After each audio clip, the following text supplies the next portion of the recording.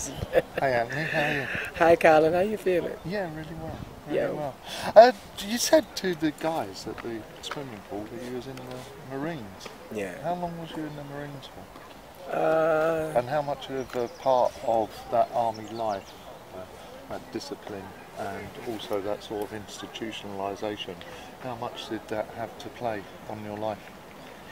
I already had discipline, a different type of discipline. There's self-discipline, and then there's enforced discipline, where someone's kind of like forcing you and making you kind of do something.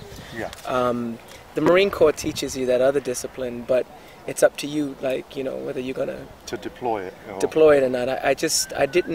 I never agreed with the. I'm not nationalistic, so I don't agree with what was going on within the Marine Corps, killing people. I would rather have gotten out of school and gone to a peaceful option. Like why didn't that transpire then? Because there was not that option. I mean, if you go to college, whereabouts are we on about? What state? That was in New York. I was in high school, and when you graduate, I didn't really want to go to college at that point, because I was finished with the schooling processes in terms of like mathematics and prerequisites and all these things. But I still wanted an education, but I wanted to prove something, and I also wanted to be able to come back to like my Did you end up proving something to yourself? Well, I was about to say, I got back home and I was able to come to my grandmother and with the nice dress blues and everything, and take her out to dinner. That was important for me, is like, achieving something, and because there's a lot of the kids and the people that were in where we come from that wound up either in jail, in prison, wound up with the same thing, wound up having young girls pregnant, getting killed, and I didn't want to go that route. And unfortunately, the military thing was something that we had chosen.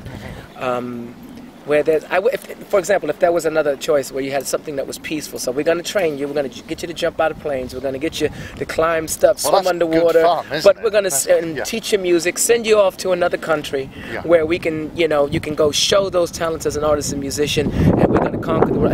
That's whatever. Conquering is another thing, but that's what I would have chosen. It's just that brotherhood, that kind of get together, that sister. We're doing something together. We're building ourselves up, but it wasn't the violent part of things. When it got to the point when it was the war, I didn't want to go, because I thought the war was wrong, and I think war is pretty disgusting. Yeah.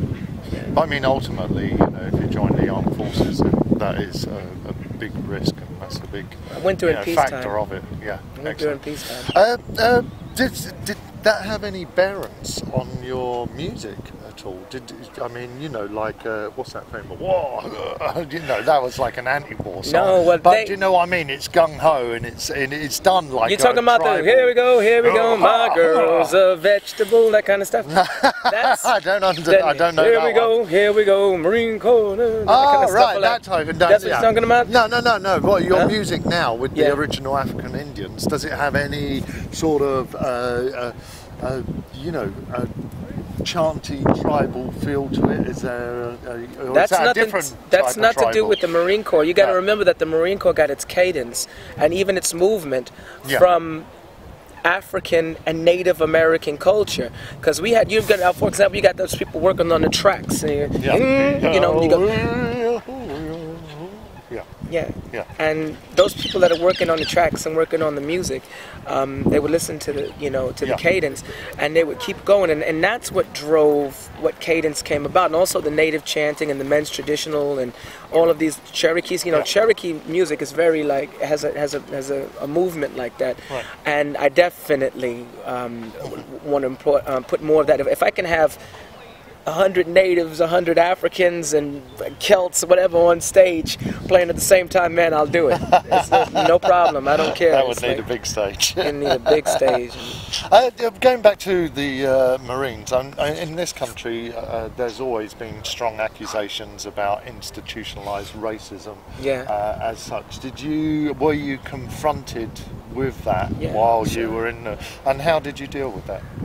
I got out the Marine Corps. Enough said. Okay. Some things got to be buried. No, I did see the racism. There was but racism is funny, because it's a little bit of a cancer. It doesn't just affect one group over another. It affects everybody. Yeah. And I think also there's a lot of truths that people don't want to show and admit. But everybody's got their own idea of what truth is. But truth is a root that it's like the tree. You can't uproot it. You can't take it out. So it's it is what it is. Do you find that your truths are echoed in the world around you, or do you, or I mean, that's in the the organic world, but I mean, is it echoed in the intellect of men and people around you? I mean, are your truths the same truths as what other people are seeing, or do you think other people have different truths? Because I mean, you know, the way society is at the moment, polarised in the haves and have-nots. There's a lot of people out there, you know, that have got certain truths that, you know, that it's got to be an untruth to actually physically take someone else's possessions or money and everything like that, and then literally, you know, say, I'm a success, you know, and like Bernard Madoff or saying, you know, billions of pounds of investors and just taking it and just being like, well, this is my truth. This is, you know, this is what the world's about. Just grab as much money as you can, and I'll drive a big car, you know, it doesn't matter if you're polluting everyone's air. This is my truth. I mean, obviously that's not the truth which you are into, is it? And I think all things are truth. I mean, you can only lie if you lie to yourself. Yeah. And if you're lying about something that's within yourself. The truth isn't something that I own or anybody owns. It's what it is. Yeah. It's the solid foundation of the seeming of your conscience and everything that's inside of you. You can acquire all the money, wealth. The Sith love to get all the money in the world. I mean, they're not going to share it. Yeah. But I use that because it was funny. You know, when you listen to like Star Wars and all those movies that everybody likes and knows, and the Sith Lords and the Jedi. Yeah. But I was funny because George Lucas actually went out and studied almost every native traditional warrior. Yeah. As in terms of like making this character called a Jedi, and I always liked the stories, and like even since I was a kid, and I think the philosophy is as such that all thing is true, just like you have the sun and the night. I mean, wickedness and all of these things, that's the truth as well. You know, when people start acting in a selfish, greedy way and try to acquire everything in life and give a damn about anything else or anyone else. Yeah. But there's a consequence. That seemed to be what is termed as a success nowadays. So how would you contribute to, you know, persuading people that there are other truths out there that are much more, you know, relevant, and how are you going to get these truths across to people?